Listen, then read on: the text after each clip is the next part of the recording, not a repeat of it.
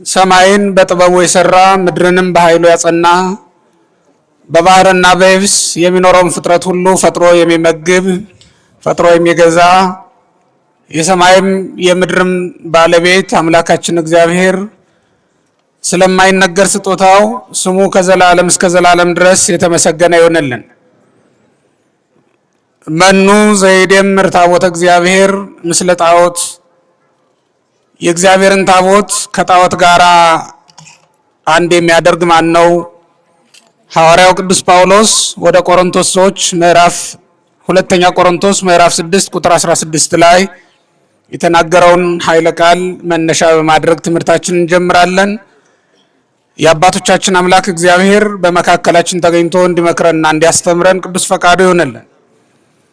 ሰማይና ምድር የማይችሉትን አምላክ የወሰነች በሰማይም በምድርም የሚመለከውን አምላክ በስጋ የወለደች አምላክ ወላዲተ አምላክ ቅድስት ድንግል እመቤታችን እግዚአብሔርን ለማየት ከእግዚአብሔር ጋርም ለመታረቅ ምክንያት የሆነችን እሷ ናትና እሷን የሰጠን እግዚአብሔር ስሙ የተመሰገነ ይሁን።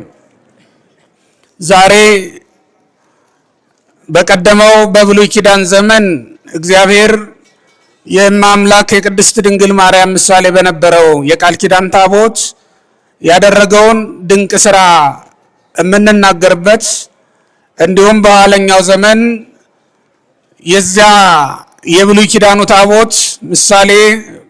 ኪዳኑ ታቦት ምሳሌዋና ጥላዋ የነበረው የአካላዊ ቃል መገኛ ያኛው ታቦት ከድንጋይ የተሰራ ከድንጋይ የተቀረጸ ነገር ግን የእግዚአብሔርን ቃል ይዞ በመገኘቱ ምክንያት የከበረ በስዕለ ኪሩብ የታጀበ ኪሩቤል ክንፋቸውን ጋርደው የሚጠብቁት የሚያከብሩት እግዚአብሔርም ኃይሉን የሚገልጥበት ከሕዝቡ ጋርም የሚገናኝበት ታቦት ስለነበረ ስሙ ታቦት ተብሎ ተጠርቷል። ምን ተብሎ ተጠርቷል አልኳችሁ? ታቦት ተብሎ ተጠርቷል። ታቦት ማለት ማደሪያ ማለት ነው። ያኛው ታቦት ማደሪያ የተባለው ወይም ጽላት የተባለው የታቦቱ የጽላቱ ማደሪያ ነው። ጽላቱ ደግሞ ሰሌዳ ነው፣ የቃሉ መገኛ ማለት ነው። እመቤታችን ቅድስት ድንግል ማርያምን ጽላትም ታቦትም ብለን እንጠራታለን። ጽላት ማለታችን አካላዊ ቃል በእሷ ላይ ተገልጦ በእሷ ብራናነት ተጽፎ አካል ገዝቶ ስላየነው ነው። ሊቃውንት አባቶቻችን በሃይማኖተ አበው እመቤታችን ቅድስት ድንግል ማርያምን የቃል መገኛ የቃል ሰሌዳ በመሆኗ ምክንያት አካላዊ ቃልን ይዛ የተገኘች በመሆኗ ምክንያት ሰሌዳ ብለው ይጠራታል። ብራና ማለት ነው። የቃል መገኛ ቃል ተጽፎባት ያነበብነው እሷ ላይ ስለሆነ ነው። ቃል ስጋ ከሆነ ነው የሚለው ቅዱስ ዮሐንስ ወንጌላዊ በወንጌሉ ምዕራፍ 1 ቁጥር 14 ላይ ቃል ስጋ ሆነ ይላል። ያ ቃል የተገኘው በማህፀነ ማርያም ነው። ስለዚህም ሊቃውንት ኦ ከርስ እንተ ባቲ ተጽፈ መጽሐፈ ግዕዛንነ የነጻነታችን ደብዳቤ የተጻፈባት መጽሐፍ ብለው ይጠሯታል። እመቤታችን ቅድስት ድንግል ማርያም አካላዊ ቃልን ይዛ በመገኘቷ ነው ነጻነታችን የታወጀበት እውነተኛው አዋጅ የተነገረበት ቃል መድኃኒታችን ኢየሱስ ክርስቶስ ነው። እሱን ይዛ በመገኘቷ ነው። ይህ ታቦት የቀደመው የብሉይ ኪዳን ታቦት ምሳሌዋ የነበረው እመቤታችን ቅድስት ድንግል ማርያም ናት። አማናዊቷ ታቦት እንላታለን። ስለዚህም ዛሬ ሁለቱንም እናነሳለን፣ ሁለቱንም እናስታውሳለን ማለት ነው። የብሉይ ኪዳኑን ማስታወሳችን ስለ ሁለት ነገር ነው። አንደኛው ቅድም እንደነገርኳችሁ በሳሙኤል ዘመን ሳሙኤል ለነቢይነት በተመረጠበት በተጠራበት ለካህንነት ለአገልግሎት በተመረጠበት ዘመን አንደኛ ሳሙኤል ምዕራፍ 4 ቁጥር 1 ላይ እንደምንመለከተው እግዚአብሔር ነቢይ ባጣበት ካህንም ባላገኘበት ዘመን ብላቴናውን ሳሙኤልን አስነስቶ ካህን አድርጎ በሾመበት ዘመን የእግዚአብሔር ታቦት ያደረገው ተአምር የሚነገርበት ዘመን ስለሆነ ነው። አንደኛ ሳሙኤል ከምዕራፍ 4 እስከ ምዕራፍ 6 ያለውን ታሪክ መመልከቱ በቂ ነው። ወደ ቤታችሁ ሄዳችሁ ሲቀጥል ደግሞ ሁለተኛው ምክንያት እኛ ኢትዮጵያውያን ልክ እንደ ዛሬው ሁሉ በንጉስ ምኒልክ በቀዳማዊ ምኒልክ አማካኝነት የእግዚአብሔር ታቦት ከተስፋይቱ ምድር ከአብርሃም ሀገር ከኢየሩሳሌም የቃል ኪዳኑን ምድር የተቀበልንበትና በአክሱም መቅደስ ውስጥ ያስገብተን ያሳረፍንበት ዕለት ስለሆነ ይህንን አብረን እናነሳለን ማለት ነው። በመጨረሻ ግን የዚህ ሁሉ ትርጓሜ እመቤታችን ቅድስት ድንግል ማርያም ናት። ታቦት ሆና አካላዊ ቃልን ይዛ የተገኘችልን፣ ጽላት ሆናም ልክ እንደዚያው አካላዊ ቃል እሷ ላይ ሆኖ እሷ ላይ ተገልጦ ያስነበበችን ያስገኘችልን እመቤታችን ቅድስት ድንግል ማርያም ስለሆነች የዚያን የቀደመውን ታቦት ምሳሌውን ትርጓሜውን መናገር ስለሚገባ ስለ እመቤታችን ስለ ቅድስት ድንግል ማርያም እንናገራለን ማለት ነው። ቅዱስ ጳውሎስ እንደተናገረው የእግዚአብሔርን ታቦት ከጣዖት ጋር አንድ የሚያደርገው ማንም የለም። ይህም ማለት እመቤታችን ቅድስት ድንግል ማርያምን ከሌሎች ሴቶች ጋር የሚያስተባብራት የሚያገናኛት ምንም ነገር የለም። በባህሪ እሷን ከመምሰሏ በስተቀር ከሔዋን ጋር የሚያገናኛት ምንም ነገር የለም። ምክንያቱም ሔዋን የእግዚአብሔርን ቃል መጠበቅ ተስኗት ከገነት ወደዚህ ዓለም አምጥታናለች። እመቤታችን ቅድስት ድንግል ማርያም ግን የእግዚአብሔርን ትእዛዝ ጠብቃ በመገኘቷ 10ቱ ቃላትን ጠብቃ በመገኘቷ ምክንያት አካላዊ ቃልም ወደዚህ ዓለም አምጥታለናለች። ሔዋን በመርገም ምክንያት ወደ ዓለም አመጣችን። እመቤታችን ቅድስት ድንግል ማርያም ግን ለክብር የሆነን ዘንድ አካላዊ ቃልን ወደ ዓለም አመጣችልን። ሔዋን ያመጣችው እኛን ነው ወደዚህ ዓለም። እመቤታችን ቅድስት ድንግል ማርያም ግን ወደዚህ ዓለም የመጣችው እግዚአብሔርን ራሱን ነው። በሔዋን ምክንያት እግዚአብሔር ወደዚህ ዓለም ጣለን፣ በዚህ ዓለም ተወን። በድንግል ማርያም ምክንያት ደግሞ እሱ ራሱ እግዚአብሔር ዳግመኛ መጥቶ ከዚህ ዓለም ወደ ሰማይ ወሰደን፣ አሳረገን። በሔዋን ምክንያት ያጣነውን በድንግል ማርያም ምክንያት አግኝተነዋል። በሔዋን በኩል የተዘጋውን በድንግል ማርያም በኩል ተከፍቶልን ገብተንበታል፣ ወጥተንበታል። የተወደዳችሁ እግዚአብሔር ቤተሰቦች፣ ስለዚህም እመቤታችን ቅድስት ድንግል ማርያምን ከሔዋን ጋር ምን ያስተባብራታል? ከባህሪ በስተቀር ምድራዊት ሴት በመሆኗና ከሔዋን ማህፀን ከተወለዱ ልጆች አንዷ ከመሆኗ በስተቀር ግብርም ያስተባብራት ልዩ ናት እመቤታችን ቅድስት ድንግል ማርያም። እንዲያውም የዓለም ተፈጥሮ የሰው ተፈጥሮ ዳግመኛ እንደ አዲስ እንዲጀመር ያደረገችው እመቤታችን ቅድስት ድንግል ማርያም ናት። በሔዋን በኩል እንደነበረው ያይደለ በአዲስ ስርዓት በአዲስ ተፈጥሮ እንደገና ያኖረን ዘንድ እግዚአብሔር ወዶ ፈቅዶ በእመቤታችን በቅድስት ድንግል ማርያም ምክንያት እንደ አዲስ ሰርቶናል ማለት ነው። ስለዚህም ልዩ ናት እመቤታችን ቅድስት ድንግል ማርያም። ያኛው ታቦትም ሙሴ ከእግዚአብሔር የተቀበለው ታቦት ከጣዖት የተለየ ነበር። እነዚያ አሕዛብ ከእንጨት ከድንጋይ እየጠረቡ እያለዘቡ እንደሚያመልኳቸው አልነበረም። ምክንያቱም ምንም እንኳን ከድንጋይ የተሰራ ጽላት ቢሆንም ከተራራው ላይ የተገኘ ድንጋይ ቢሆንም ከሰማይ ያልወረደ ቢሆንም የእግዚአብሔር ቃል በላዩ ላይ ሆኖ አክብሮታልና ያንን ጽላት ያንን ታቦት እንጨት ነው ድንጋይ ነው ብሎ አሕዛብ ከጠረቡትና ካለዘቡት ጣዖት ጋራ ሊያስተባብረው የሚፈልግ ሊያስተባብረው የሚቻለው ማንም የለም። ክብሩ ይለየዋል፣ ላዩ ላይ የተጻፈው ነገር ይለየዋል። ለዚህም ነው እግዚአብሔር የኪሩቤል ክንፍ በላዩ ላይ ተጋርዶበት ተጠብቆ በክብር እንዲኖር ያደረገው። ለዚህ ነው ያንን ታቦት ይዘው እስራኤል ያላደረጉት ታምራት አለ እንዴ? በዚያ ታቦት ዙሪያ ሆነው በለመኑት ልመና በጸለዩት ጸሎት ያልተደረገላቸው ታምራት አለ እንዴ? ሁሉንም ነገር ያደረገው እግዚአብሔር በዚያ ታማው ትእዛዝ የሚቀበለው ለሊቀ ካህናቱ ሰማይ ማለት ያ ታቦት ነው። ምክንያቱም ወደ ሰማይ አይኑን ቀና አድርጎ አይደለም መጸለይ የሚጠበቅበት ሊቀ ካህናቱ ፊቱን ወደ ታቦቱ መልሶ ነው የሚጸልየው። አይኖቹን በታቦቱ ላይ ተክሎ ነው የሚጸልየው። እናም እግዚአብሔር ከዚያ ታቦት ድምፅ ያሰማዋል። ምክንያቱም ለሙሴ በገባለት ቃል መሰረት በስርየት መክደኛው ላይ ሆኜ አነጋግራለሁ ብሎት ነበርና በኦሪቱ ላይ በዚያ ታቦት ሲያነጋግረው ለዘመናት ኖሯል። ከዚያ ታቦት የሰማውንም ቃል ሊቀ ካህናቱ ለሕዝቡ ያቀርብ ነበር። የአዲስ ኪዳኑ ሊቀ ካህናት ኢየሱስ ክርስቶስ ግን ከአዲሷ ታቦት ከድንግል ማርያም የተገኘ ነው። የእመቤታችን ታቦትነት በጣም ይገርማል ክርስቲያኖች። ታቦት ስንላት፣ ጽላት ስንላት እንደው ምሳሌ ብናጣ እንጂ ባይተካከልን እንጂ የሚበቃ ሆኖ አይደለም። ምክንያቱም ከዚያ ታቦት ሊቀ ካህናቱ ድምፅ ይሰማ ነበር እንጂ ሊቀ ካህናቱ ከታቦቱ የተገኘ አይደለም። የአዲስ ኪዳኗ ታቦት ድንግል ማርያም ግን ሊቀ ካህናቱንም ያስገኘች እሷው ራሷ ናት። ክርስቶስ እኮ ሊቀ ካህናት ተብሎ መጠራቱ፣ ሊቀ ካህናት ተብሎ መሾሙ ከድንግል በነሳው ሥጋ ነው። ከእመቤታችን ከቅድስት ድንግል ማርያም ማኅፀን ባረፈ በተገኘ ጊዜ ሥጋዋ ከሥጋዋ ሥጋን ከነፍሷ ነፍስን ከፍሎ እሷን መቅደስ አድርጎ ነው ሊቀ ካህናት ሆኖ የወጣው ክርስቶስ። ከእሷ ሲወለድ ሊቀ ካህናት ሆኗል። በእሷ መቅደስነት የተሾመ ሊቀ ካህናት ነው ኢየሱስ ክርስቶስ። ስለዚህም ከቀደመው ታቦት ይልቅ ትበልጣለችም ትለያለችም ድንግል ማርያም። ያኛው ታቦት ከሚያደርገው ከሚያስገኘው ጥቅም በላይ ስለሆነች፣ ያኛው ጽላት የጥንቱ የሙሴ ጽላት ምንም እንኳን የእግዚአብሔር ቃል በላዩ ላይ ቢጻፍበትም ከቃሉ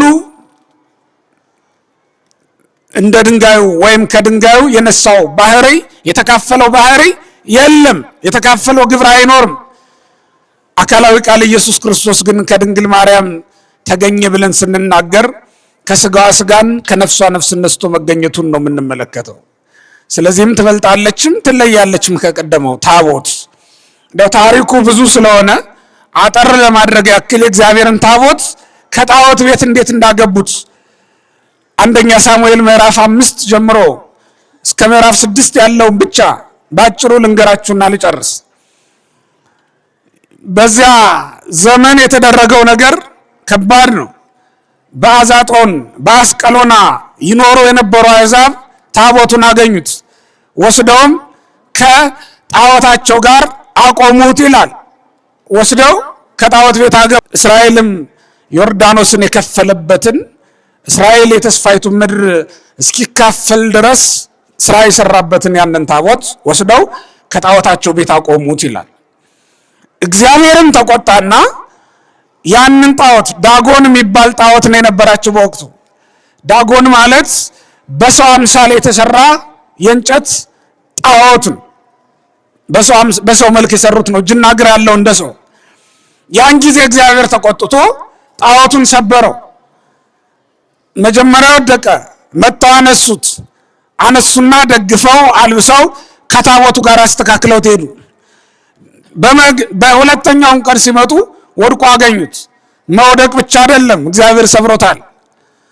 ያ ጣዖት ሲሰበርባቸው አሕዛብ ተረበሹ። ይህማ የእግዚአብሔር እጅ ነዋል። እሱ ብቻም አይደለም፣ ከተማውም በእባጭ ተመታ ይላል። ከተማውም በክፉ ደዌ ተመቶ ነበር። በክፉ ወሬ በክፉ ደዌ ተመቶ በድንበራቸው ሁሉ አይጦች በዝተውባቸው እንደነበረ እና በልዩ ልዩ መቅሰፍት መመታታቸውን መጽሐፍ ቅዱስ ይነግረናል። ተመልከቱት ታሪኩን። እንዲህ ሲሆን ነው የእግዚአብሔርን ታቦት ወደ ቦታው ለመመለስ ያሰቡት። ከመጀመሪያ ከወሰዱት ከአዛጦን ወደ አስቀሎና ወሰዱት። የአስቀሎና ሰዎችም ውሰዱልን አሏቸው። የእግዚአብሔር ታቦት በዚህ ሁሉ ኃይል እያደረገ በመካከላቸው ሲመላለስ ሳለ እነዚያ ሰዎች ወደ ሀገሩ እንዴት እንመልሰው ብለው ሲያስቡ የተማረከውን ታቦት እንደገና ሸልመው ጊደሮችንና ሌሎችንም መስዋዕቶች ጨምረው እንዲመልሱት ተስማምተው በክብር እንደገና ወደ ሀገሩ መመለሳቸውን ታሪኩ ይነግረናል ማለት ነው። የተማረከው ታቦት ያደረገውን ተአምር ተመልከቱ ክርስቲያኖች። የተማረከ ታቦት በዚያ ዘመን ታቦቱ መማረኩ በካህናቱም ክፋት እና በሕዝቡም እምቢተኝነት እንደነበረ መጽሐፍ ቅዱስ ይነግረናል። በዚያ ምክንያት ታቦቱ ለዚህ በቅቷል፣ ተማርኳል ማለት ነው።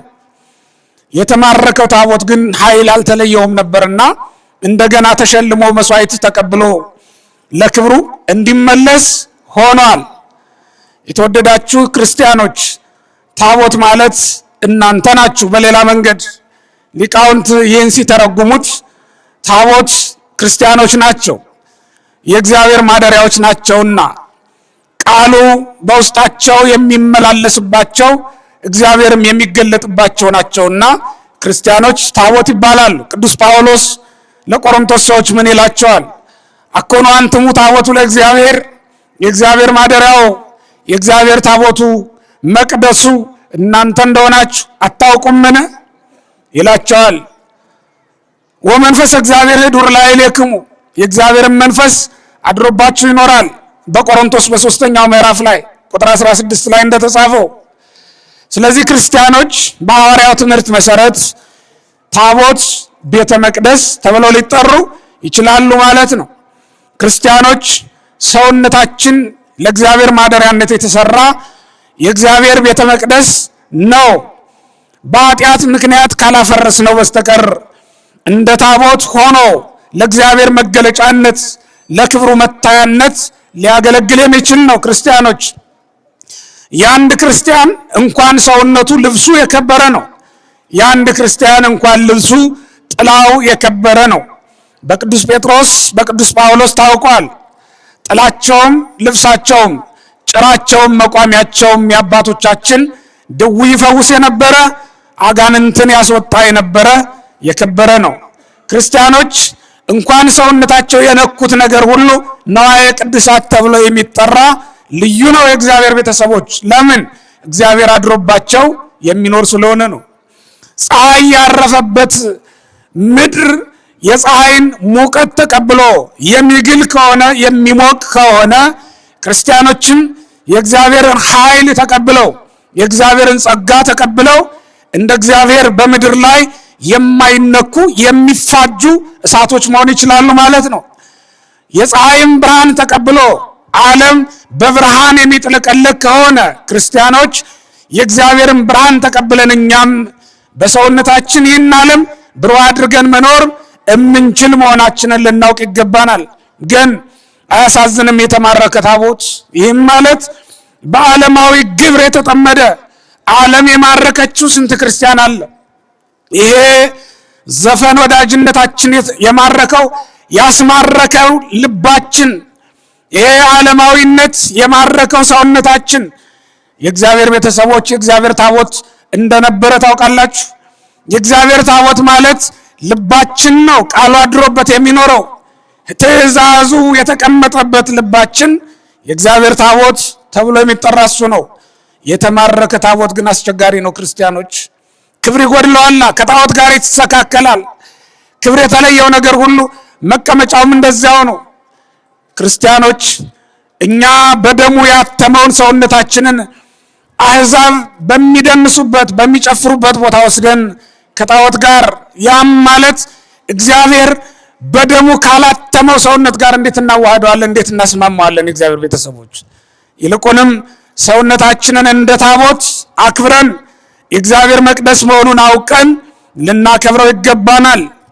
ያንን ጣዖት እግዚአብሔር እንደሰበረው ሁሉ እግዚአብሔር ዓለምን ይጸየፋል ወገኖቼ፣ ያፈርሰውማል።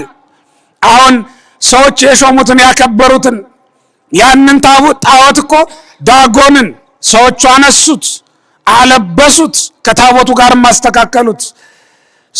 ሰው ደግፎ የሚያቆመው ምንም ነገር የለም ወገኖቼ።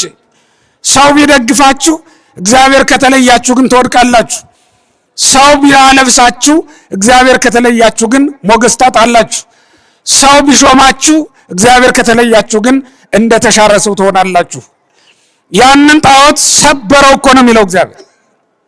የእግዚአብሔር ታቦት ጋር አምጥተው ቢያስተካክሉት ሰበረው፣ ደረቱ ብቻ ቀርቶ ነበር ይላል። አሁን ዓለም ምን የቀራት ይመስላችኋል? ከወሬ በስተቀር ወገኖቼ፣ ከሚብረቀረቀው ነገር በስተቀር ዓለም የቀራት ነገር አለን? ምንም የላትም። ምንም ወደ ሌላው ዓለም ተማርከን በእውነት እግዚአብሔርን ትተን እስከ መቼ እንኖራለን? ይልቁንም እግዚአብሔር አድሮብን ቢኖር እንደገና አሕዛብ ገብረውልን እንደገና አሕዛብ አክብረውን ወደ ክብራችን የምንመለስ አልነበረምን? ያንን ታቦት እግዚአብሔር መልሶታል።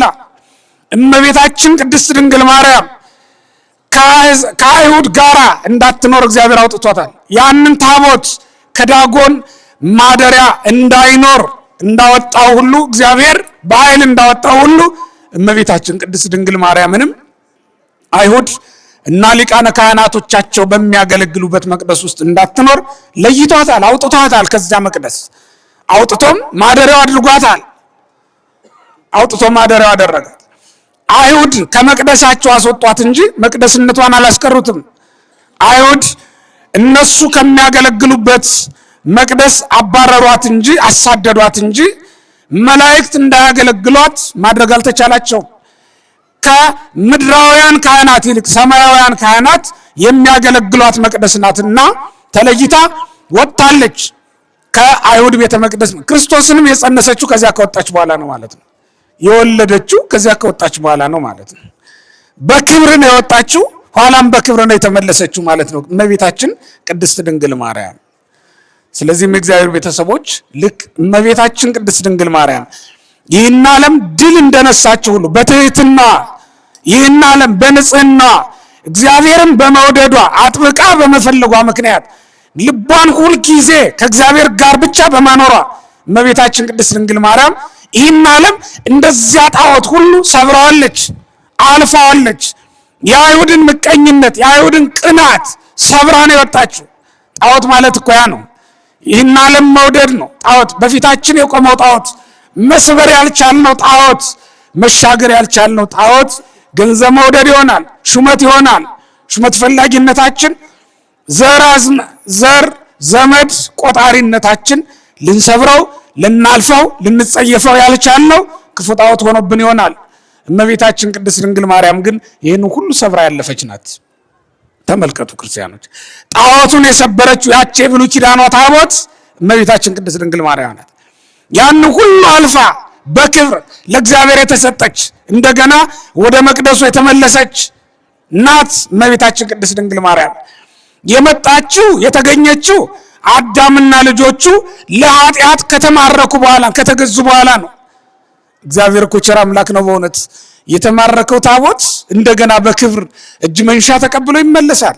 እኔ በጣም የሚገርመው መጽሐፍ ቅዱስ ስትመለከቱ ግብፃውያን ዮሴፍን ለባርነት ገዙት። የገዙት ዮሴፍ እንደገና ገዛቸው። ግዛን ብለው ራሳቸው ናቸው የተገዙለት። ልብ በሉ። በገንዘባቸው የገዙት ባሪያ በጥበብ ገዛቸው። በራሳቸው ፍላጎት በራሳቸው ጥበብ የገዙት ባሪያ ሊያደርጉት የገዙትን እግዚአብሔር አነገሰባቸው። ተመልከቱት። እግዚአብሔር ባሪያውን ሊያሰለጥነው ይችላል፣ ሊያነግሰው ይችላል፣ የተዋረደውን ሊያከብረው ይችላል። የናቃችሁት ሰው ሊገዛችሁ ይችላል፣ የገዛችሁት ሰው ሊገዛችሁ ይችላል። እግዚአብሔር ካከበረው የእግዚአብሔር ማደሪያ ከሆነ ይህም ታቦት የተማረከ ነበር። እንደገና መስዋዕት ተቀብሎ ነው የተመለሰው። ልብ በሉ። እመቤታችን ቅድስት ድንግል ማርያምንም ተመልከቷት። ከእግዚአብሔር ቤት እንድትወጣ አይሁድ የፈረዱባት ነበረች፣ ግን የእግዚአብሔር ቤተ መቅደሱና ተገኘች። ተመልከቱት። እግዚአብሔር ያለው ከሷ ጋር ነበር። ያንን መቅደስ ትተው እመቤታችንን ተቀብለው ቢሆን ኖሮ እንዴት በተሻላቸው ነበር። እንደዚያ ሰው እንደ ዮሴፍ እመቤታችንን ሳይፈሩ ተቀብለዋት ቢሆን ኖሮ በተሻላቸው ነበር። ሰሎሞንም ከዚያ በኋላ የተነሳው ዘሩባቤልም ከሰራው መቅደስ ይልቅ ትበልጣለች። ያኛው የኪሩቤል ምስል የነበረበት ነው። ይሄኛው ግን አማናዊው ኪሩብ የሚጋርዳት እመቤታችን ቅድስት ድንግል ማርያም ግን ኪሩቤል በአካል የሚጋርዷት። ሰሎሞን የሰራውን ቤተ መቅደስ እኮ ኪሩቤልን አስመስሎ የሳለው ስዕል ነው የሚጋርደው። እመቤታችን ግን የሰማይ መላእክት 6 ክንፍ ያላቸው ኪሩቤል ራሳቸው የሚጋርዷት ቤተ መቅደስ ናት ድንግል ማርያም። እሷን ቢይዙ በተሻላቸው ነበር። ወገኖቼ ካላችሁ ገንዘብ በላይ እመቤታችን ቅድስት ድንግል ማርያም ትበልጣለች። ከተቀበላችሁት ሀብት በላይ ድንግል ማርያምን በቀራንዮ መስቀል ላይ ሆኖ እናት እናትህ ብሎ ስለሰጣችሁ በዚህ ብቻ ልትጽናኑ ይገባል። መደሰት በምንድን ነው ወገኖቼ? መጽናናትስ በምንድን ነው? ማረፍስ በምንድን ነው? መደገፍስ በምንድን ነው? በሀብት ነው? በመብልና በመጠጥ ነው? በሹመትና በሽልማት ነው? በወገን ብዛት ነው? በምንድን ነው ወገኖቼ? በእመቤታችን በድንግል ማርያም ካልሆነ በስተቀር እሷን እናት አድርጎ የተቀበለ ሰው እንዴት አንገቱን ይደፋል? ቀን ከፋብኝ፣ ዘመድ ፊቱን መለሰብኝ ብላችሁ እንዴት ታዝናላችሁ ወገኖቼ? እመቤታችን ቅድስት ድንግል ማርያም ለሁላችንም የምትበቃ እናት ያለችን አይደለም እንዴ ወገኖቼ? ዮሴፍ አትፍራ፣ እሷን ለመውሰድ አትፍራ ተብሎ እንደተነገረው ሳትፈራ ወሰዳት፣ ሳትፈራ ያዛት። ትበቃለች።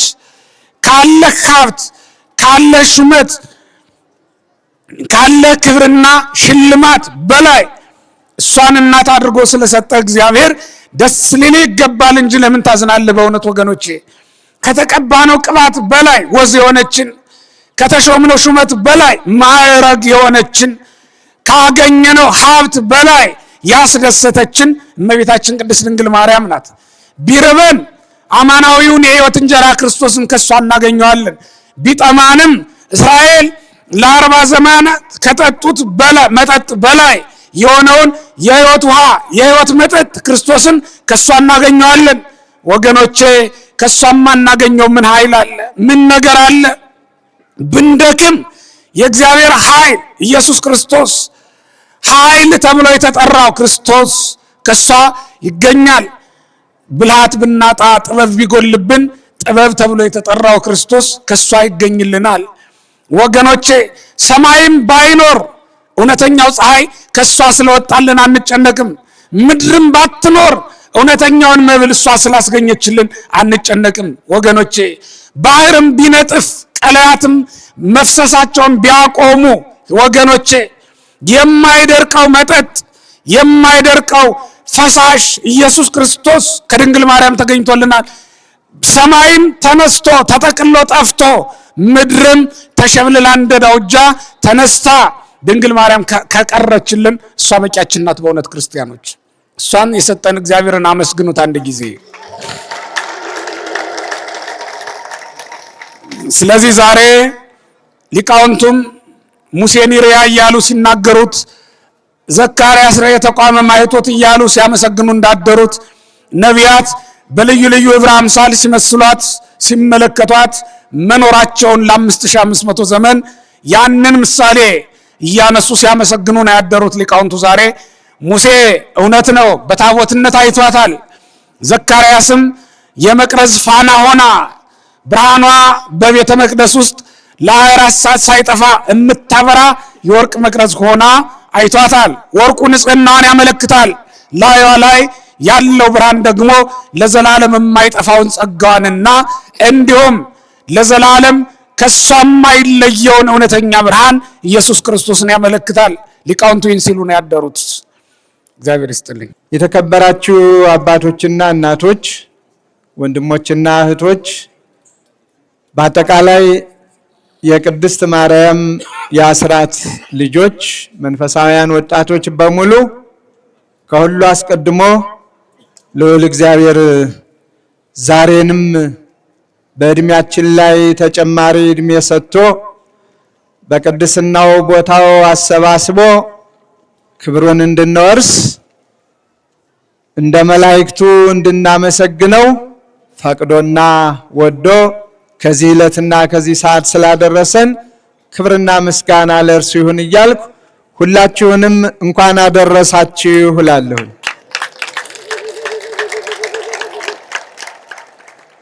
እንደ ዛሬ ሁሉ እግዚአብሔር በቸርነቱ ጠብቆ ለሚመጣው ዓመት ያድርሳችሁ። በዚህ እንደሰበሰባችሁ ሁሉ በሰማያዊት ኢየሩሳሌምም ይሰብስባችሁ። ጸጋውን፣ ክብሩን፣ ብዕሉን ያብዛላችሁ። ያስተማሩንን መምህራችን ሊቀ ሊቃውንቱን እናመሰግናለን። ቃለ ሕይወት ያሰማልን። ከዚያም በፊት ሊቃውንተ ቤተ ክርስቲያን የፈለገ ገነት ሰንበት ትምህርት ቤት ወጣቶች በልዩ ጣዕመ ዜማ እግዚአብሔርን አመስግነዋል።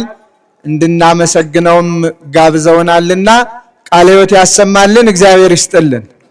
ለመሸጋገሪያ አንድ አጭር ወረብ መምህር ነቢዩን ጋብዛለሁ። ለመሸጋገሪያ ትንሽ ነው፣ እኔ ብዙ አላቆያችሁም። የኪዳን ጽላት የተሰወረ መና ያለብሽ ደብተራ ብርሃን አንቺ ነሽ። የኪዳን ጽላት የተሰወረ መና ያለብሽ ደብተራ ብርሃን አንቺ ነሽ። ይሄውም መና የተባለው ይሄውም መና የተባለው ከድንግል ማርያም ያደረው የእግዚአብሔር አብ ልጁ ነው።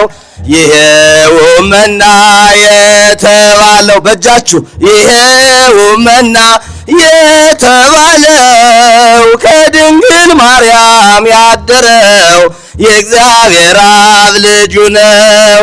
የኪዳን ጽላት የተሰወረ መና ያለብሽ ደብተራ ብርሃን አንቺ ነሽ። የኪዳን ጽላት የተሰወረ መና ያለብሽ ደብተራ ብርሃን አንቺ ነሽ። ይሄውም መና የተባለው ይሄውም መና የተባለው ከድንግል ማርያም ያደረው የእግዚአብሔር አብ ልጅ ነው።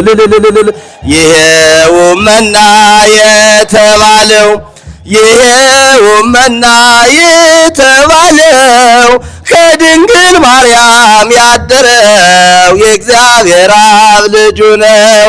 ደብተራ ፍጽምት ማርያም ደብተራ ፍጽምት ደብተራ ፍጽምት ማርያም ደብተራ ፍጽምት ማርያም ደብተራ ፍጽምት ማርያም ደብተራ ፍጽምት ማርያም ደብተራ ፍጽምት ማርያም ደብተራ ፍጽምት ማርያም ደብተራ ፍጽምት ማርያም ደብተራ ፍጽምት። እግዚአብሔር ይስጥልን፣ ቃለ ሕይወት ያሰማልን። ትምህርቱን ተምረናል። የሰማነውን በልቡናችን ያሳድርብን። ዛሬ ታሪኩ ብዙ ነው፣ ታሪክ አለው። ለተወሰኑ ደቂቃዎች ሊቃውንተ ቤተ ክርስቲያን በልዩ ጣዕመ ዜማ ከአባታችን ከቅዱስ ያሬድ በተማሩትና በወረሱት ያለ ድካም ሰዎች ሲሆኑ መላእክትን መስለው ድካም ሳይስማማቸው ደከመን የሚባል ድምፅ ሳይኖርበት በልዩ ተመስጦ ሌሊቱም ሙሉ ያለማቋረጥ ያገኘችንን የኛን ልቅሶ አታይምን ይላታል ዕዝራ። ሊቃውንቱ ይህንን ወይቤላ ኢትሬይኑ ለአዝያነ እንተረከበተነ በእንተ ጽዮን ዕዝራኒ ረያ ወተናገራ። ዕዝራም አያት እንዲህም ሲል ተናገራት፣ እንዲህ አላት። ስለ ጽዮን የደረሰብንን ያገኘንን መከራ፣ ልቅሶ፣ ዋይታ አታይምን ይላታል። ዕዝራ አንዲት ታላቅ እናት ያያል። እጅግ አጥብቃ የምታለቅስ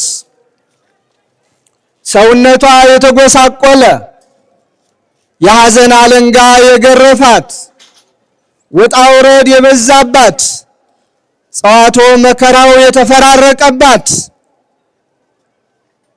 እድሜ ልኳን ወደ እግዚአብሔር የምትጮህ በጾም በጸሎት ተግታ እግዚአብሔር ሆይ ስማኝ፣ ልመናዬን ተቀበል፣ ጩኸቴን አድምጥ፣ መልስም ስጠኝ እያለች አጥብቃ የምትጸልይ አንዲት እናት ያገኛል።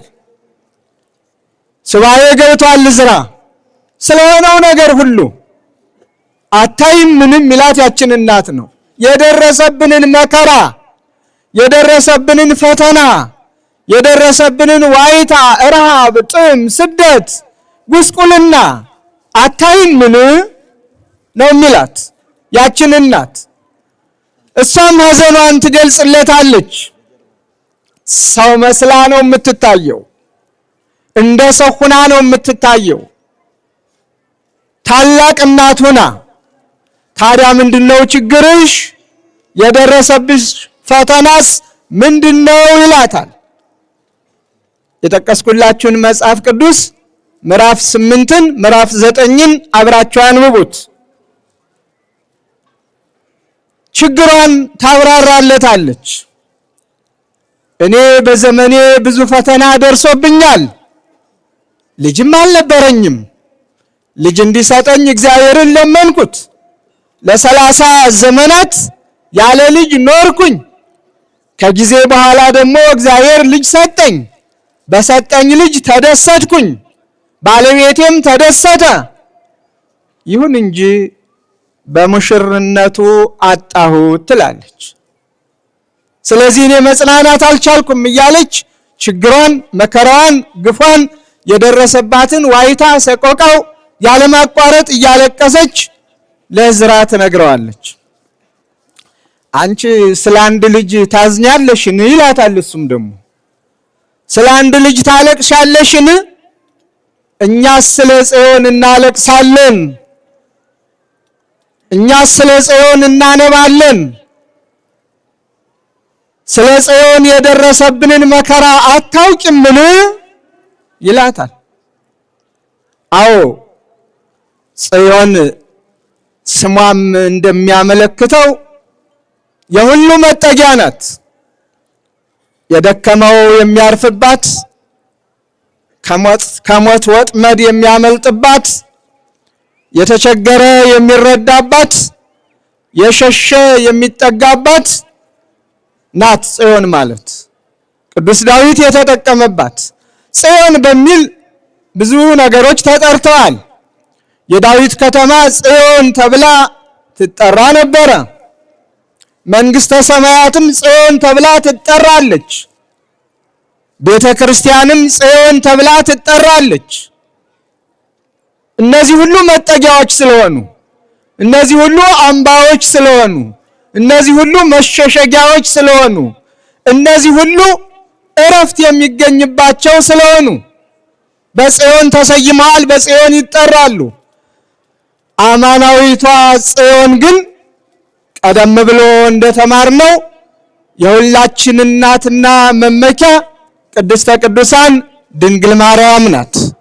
ለዚሁ ለታላቁ በዓል እግዚአብሔር ጠብቆ ስላደረሰን ክብርና ምስጋና ለእርሱ ይሁን። እግዚአብሔር የተመሰገነ ይሁን። ታዲያ ዳዊት የተመካባት፣ እስራኤላዊ ሁሉ የሚመካባት፣ ወገን ሁሉ ራሱን የሚያስጠጋባት፣ ከችግር የሚሸሽባት፣ የሚደበቅባት ታቦተ ጽዮን በዚህ ዕለት ተማረከች። እማትማረከዋ ተማረከች።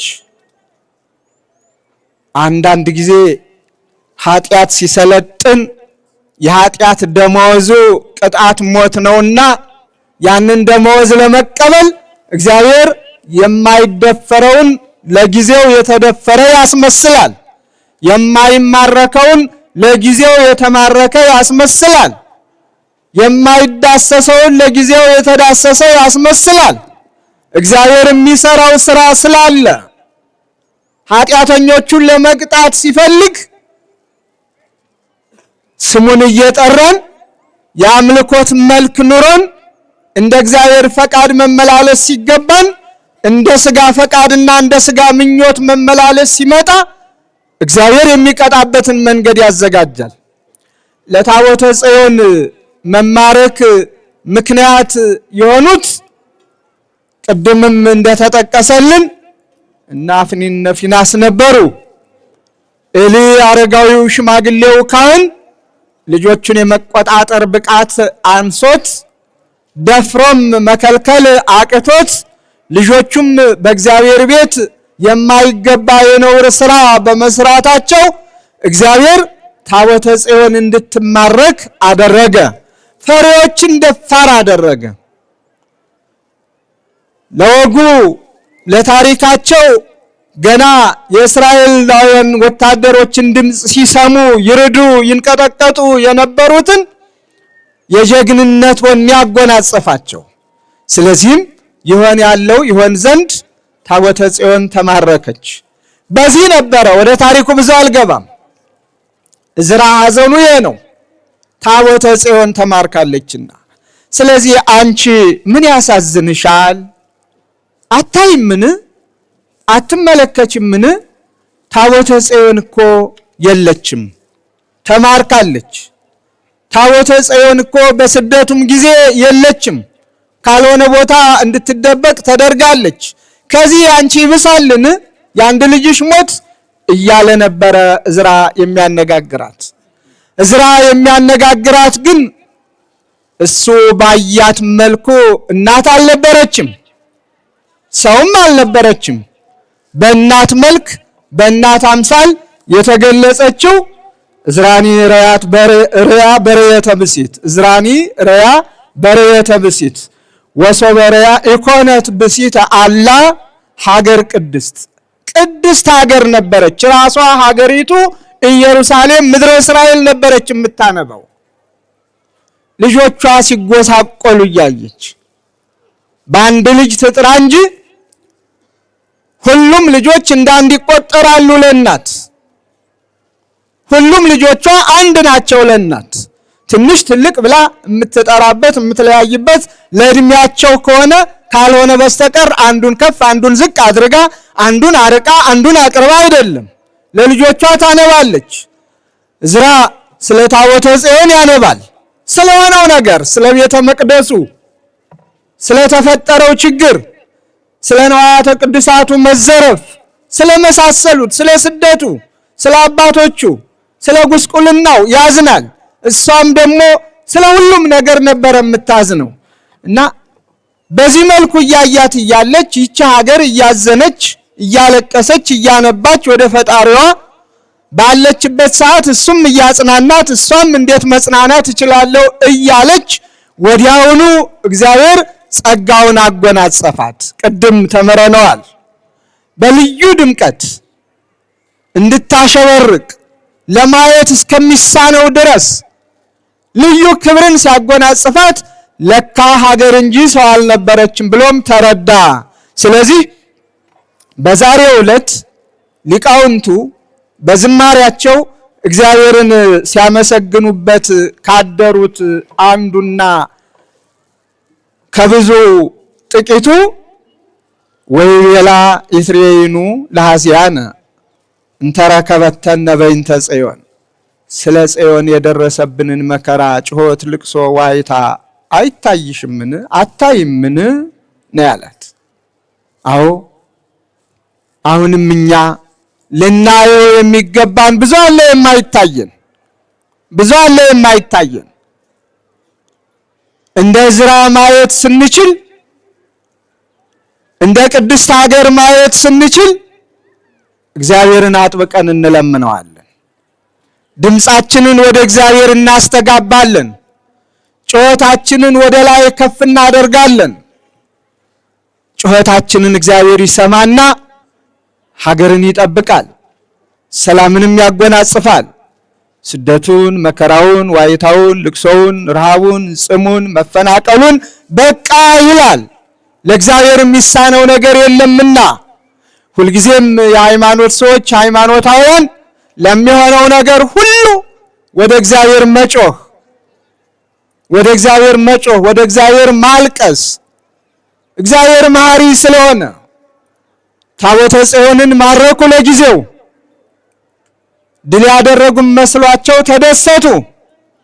ከደስታቸውም ብዛት የተነሳ ታቦተ ጽዮን እጃቸው ስለገባች አቅልለው ከነሱ ጣዖት ስር አስቀመጡ።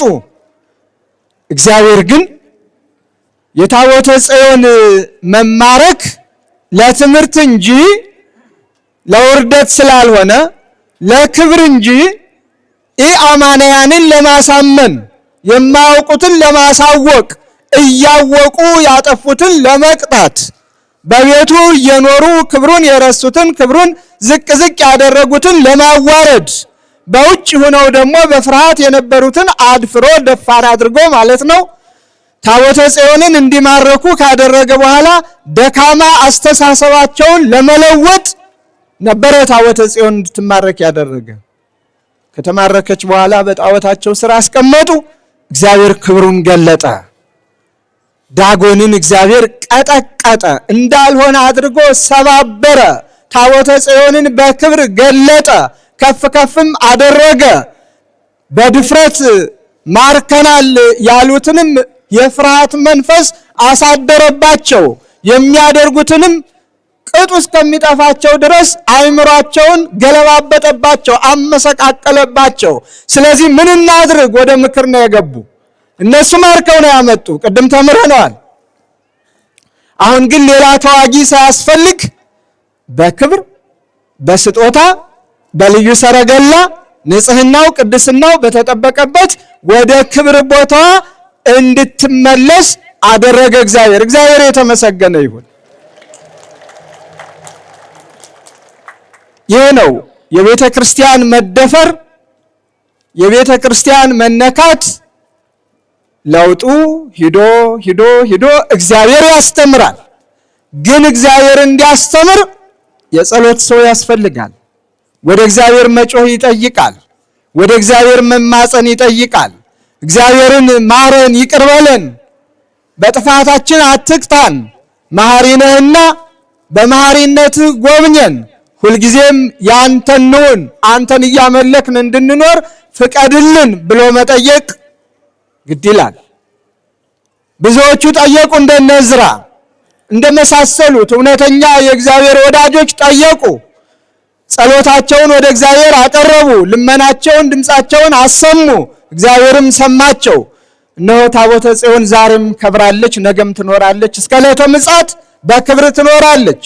ዳጎን ደግሞ ተንኮታኩቶ ተበጣጥሶ እንዳልሆነ ሆኖ ወድቆ ስም አጠራሩ በዚሁ በታላቁ ቅዱስ መጽሐፍ የሌለ የተሰረዘ ሆኖ ሲነገርለት ይኖራል። ስለዚህ እኛ የጽዮን ልጆች ጽዮን አምባችን ናትና፣ ጽዮን መጠጊያችን ናትና ቅዱስ ዳዊትም እንደነገረን እግትዋ ለጽዮን ወቀፍዋ፣ ጽዮንን ክበቧት ነው ያለ። ኃይላችሁን ሁሉ በሷ ላይ ጣሉት፣ በደጇም ተመላለሱ፣ ክብሯንም ተነጋገሩ በአደባባዮቿ። ስለዚህ ጽዮንን ክብብ አድርገን እቅፍ አድርገን የክብሯ ወራሾች ሆነን እንድንኖር ሁልጊዜም ራስን ለንስሐ ማዘጋጀት ነው። ማንም ሰው አላጠፋሁም ማለት አይችልም። በማወቅም ባለማወቅም፣ በድፍረትም በስተትም፣ በግዴለሽነትም በመምሰልም መስሎትም። አንዳንድ ጊዜ ብዙ ሰዎች የጽድቅ ስራ የሰሩ መስሏቸው የኃጢአት ስራ ሲሰሩ የምናያቸው ሊኖሩ ይችላሉ። እንበል ቀላል ምሳሌ፣ ማስተናገድ የጽድቅ ስራ ነው። እዚህ ጋር ብዙዎች አስተናጋጆች እንሆናለን፣ በጣም ደስ ይላል። ግን የማስተናገዱን ስልት ደግሞ አለማወቅ የኩነኔ ያደርገዋል። እዚህ ጋር ለጽድቅ የተሰበሰበውን እግዚአብሔርን ለማምለክ የእግዚአብሔርን ቃል ለመማር ታቦቱን ለማንገስ የመጣውን ፈቅ በል ብሎ በዝንጥል የሚዘነጥል ከሆነ ገፍቶ የሚጥል ከሆነ ለስብራት ማጋለጥ ይመጣል። አንዱ ባንዱ ይወድቅና ሐዘን ያስከትላል። አጀማመሩ የጽድቅ ነው፣ አፈጻጸሙ አያያዙ ደግሞ ከጽድቅ ይለወጣል ማለት ነው። እንዲህ ብላችሁ ሌላውንም ምሳሌ መስሉለት። የጽድቅ ስራ ሰራን ብለን የኃጢአት ስራ እንዳንሰራ ጥንቃቄ ያስፈልጋል። እግዚአብሔርን ደስ አሰኘን ብለን እግዚአብሔርን እንዳናሳዝን ጥንቃቄ ያስፈልጋል። እግዚአብሔር የሚደሰትባቸውን መንገዶች መለየት ካነጋገር ጀምሮ እስከ አያያዝ፣ ካረማመድ ጀምሮ እስከ ማንኛውም ድረስ ጥንቃቄ ያስፈልገዋል። እንዲያስ ከሆነ ድረስ እግዚአብሔር መሐሪ ነው፣ እግዚአብሔር ይቅር ባይ ነው። ስለዚህ አምላካችን በቸርነቱ ጠብቆ እዚህ ዕለት ስላደረሰን ክብርና ምስጋና ለእርሱ ይሁን። ይትሬይኑ ለሐዚያን ልቅሷችን አይታይሽምን? ልቅሷችንን ማየት የእያንዳንዱ ከቤት ተነስታችሁ ቃኙት። ብዙ ማለት አያስፈልገኝም። ባል ሚስቱን የሚያስለቅስ ከሆነ መቼ ነው የሚስቱ ልቅሶ የሚታየው? ሚስትስ ባሏን የምታስለቅስ ከሆነ መቼ ነው የባሏ ልቅሶ ሐዘን የሚታያት? ወላጆች ልጆቻቸውን የሚያስለቅሱ ከሆነ መቼ ነው የልጆቻቸው እንባ የሚታያቸው? የራሳቸውን ብቻ እያሰቡ የልጆቻቸውን፣ የራሳቸውን ብቻ እያሰቡ የወላጆቻቸውን፣ የራሳቸውን ብቻ እያሰቡ የጎረቤቶቻቸውን ሐዘን መቼ ነው ማየት የሚችሉት? መቼ ነው የምናየው? እያንዳንዳችን በስራችን በምንመራው በምናስተዳድረው ማየት እንድንችል ያስፈልጋል። አታይም ምን ያለት የራሷን ሐዘን ብቻ ነው እሷ እያየች ያለችው። እሷም ሀገር ናት፣ ሁሉንም ይመለከታታል። እስከሚግባቡ ድረስ ነው። ሲግባቡ ክብሯ ተገልጦለታል። ግን እኛ ደግሞ የራሳችን ሐዘን ብቻ የሚታየን፣ የሌላው ሐዘን የማይታየን፣ የራሳችን ብቻ ውድቀት የሚታየን፣ የሌላው ውድቀት የማይታየን፣ የራሳችን ብቻ ነው ብለን የምናስበው ረሃቡ፣ ጥሙ፣ የሌላው መራብ፣ መጠማት፣ መገፋት የማይታየን እስካለን ድረስ እንተያይ፣ እንተዛዘን፣ እንቀራረብ፣ እንግባባ ብሎ ንስሐ ለመግባት የንስሐ ሰው ለመሆን ራስን ማዘጋጀት መልካም ነው። ስለ ሁሉም ነገር እግዚአብሔር የተመሰገነ ይሁን። እግዚአብሔር ፈቅዶ ይህንን በዓል እንድናከብር ከሩቅም ከቅርብም ጠርቶናል። በዚህ መልኩም አክብረነዋል። እንደ ዛሬ ሁሉ ለሚመጣው ዓመት እግዚአብሔር በቸርነቱ ጠብቆ ያድርሰን። ለትምህርት ታኅሳስ 10 እንዲሁም 11 እና 12 በመስቀል አደባባይ ሁላችሁም ተጋብዛችኋል። ላልሰሙ እያሰማችሁ እየነገራችሁ ቃለ እግዚአብሔር የምንማማርበት በአንጻሩም ይህንን ቤተ ክርስቲያን ለመፈጸም የራሳችንን አስተዋጽኦ የምናደርግበት ታቦት አቁመን ስጡ ግዙ ምናምን አንልም። በጥብቅም የተከለከለ ነው። ስለዚህ ጉባኤ ሰርተን ቃለ እግዚአብሔር እየተማርን የሚደረገውን የጽድቅ ስራ እየሰራን እንኖራለንና እግዚአብሔርን ደስ ከሚያሰኘው አንዱ ይህ ነው። በማንኛውም በፈተናም ጊዜም በደስታም ጊዜም በማንኛውም ጊዜም የእግዚአብሔርን ለእግዚአብሔር የእኛን ለእኛ አድርጎ መኖሩ በእግዚአብሔር ዘንድ ሞገስ ያሰጣል። እግዚአብሔር ይጠብቃችሁ፣ እግዚአብሔር ይባርካችሁ። በዚህ አገልግሎት በተለያየ መልኩ የተሰለፋችሁትን ሁሉ እግዚአብሔር አገልግሎታችሁን ይቀበላችሁ፣ በረድኤቱም ይጎብኛችሁ። ለሀገራችን ለኢትዮጵያ ሰላሙን፣ ፍቅሩን፣ አንድነቱን ይስጥልን። ሁልጊዜም አምላካችን እግዚአብሔር በሰማያዊቷ በኢየሩሳሌም በደብረ ጽዮን እንዲሰበስበን ቅዱስ ፈቃዱ ይሁንልን። በዚህ ሰብስቦናልና ሰብስቦም ቃሉን አስተምሮናልና በዝማሬ በእልልታ እንድናመሰግነውም ፈቅዶልናልና እንደዚህ ሁሉ አንዳችንም ሳንጎድል የሰማያዊት መንግስቱ ወራሾች እንድንሆን የንስሐ ሰዎች ያድርገን። እግዚአብሔር ይጠብቀን።